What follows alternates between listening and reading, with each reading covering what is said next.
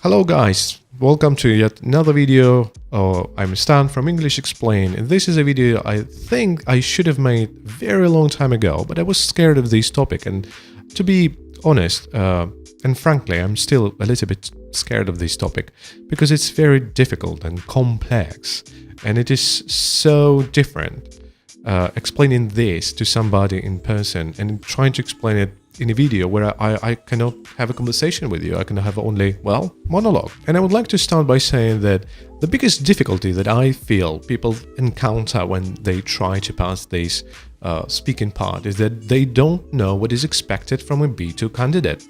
So I would like to address that in this video. And for that, we have 4 points that I would like to discuss. So let's begin with the point number 1, which is you absolutely have to control everything of B1 level and lower levels. Forgetting a letter S, for example, saying he like instead of he likes, in a B2 exam is considered to be a very serious mistake, because this mistake, this topic actually comes from A2 level. That is so it is considered that you should know by now very well to use letter S when you say he or she in third person. On the other hand, if you make a mistake when you try to use the third conditional, the penalty will not be as severe.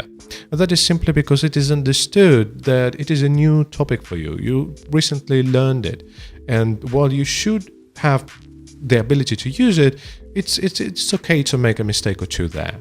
The number 2 is that you absolutely must include material that you learned in the B2 level. It seems such an obvious thing, and yet you would be very surprised how often this advice is ignored. So it would be great if you could throw into your monologue a second or a third conditional.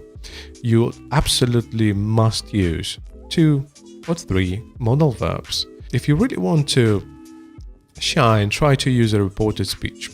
It's really good, but never leave out your good vocabulary as well. Absolutely get around to taking advantage of those phrasal verbs and using a collocation or two in each point, at least a couple, will definitely make a good impression.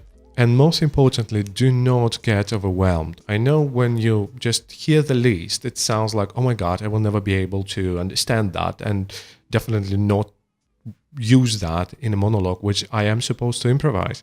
But that is just not true. Just give yourself time. Remember, you do not have to become a B2 level master by tomorrow.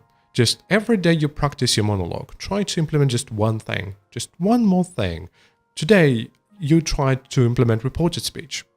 If you're not sure about it, research it a little bit. And tomorrow, try to find a couple of phrasal verbs that fit that topic that you try to work on. Number 3 is all about your fluency and your pronunciation. Do not forget that the most important goal is for you to be easy to understand by other people. And this might be actually the most difficult aspect of the monologue and the writing part as well, by the way. So take note. Try to maintain a more or less constant speed of your speech, which can be especially complicated if you memorize certain parts and just try to improvise others. Then take care of your pronunciation. By now, you must have a decent level of it. You must be fairly easy to understand. And yet, one aspect that many struggle with, I find very, very often, is the ending ed of the regular verbs in past simple. Remember that worked is not the same as worked, and finished is not the same as finished. You're expected by now to know how to use that. If there is any confusion about that, just Google it. You will find millions of great videos and great articles explaining that. And after that, all you have to do is just to practice a lot, which is very easy. After you learn the rules, just grab a book and try to read it out loud for yourself and record yourself so that later you can listen to it and say, oh, great, I think it sounds great. Oh, wait a second, this pronunciation was not correct. I better fix that. And for a lot of different words, you can just go to wordreference.com. I will give you a link below later, and you can just hit the button and you will hear the pronunciation of many, many words of those. Of course, you can also learn a little bit about phonetics. That is very useful, but I don't feel it is necessary. But it will definitely give you some extra points for the exam and for a better pronunciation. And lastly, the number 4 is to not use complex sentences. That is you would be surprised how many people think that to sound more eloquent in a language, you must use long sentences, confusing, and just the keyword, I guess, is confusing. When you try, and even if you are successful at using a very long sentence, the truth is you will not get any extra points by the examiner. It's not something that your examiner takes into account.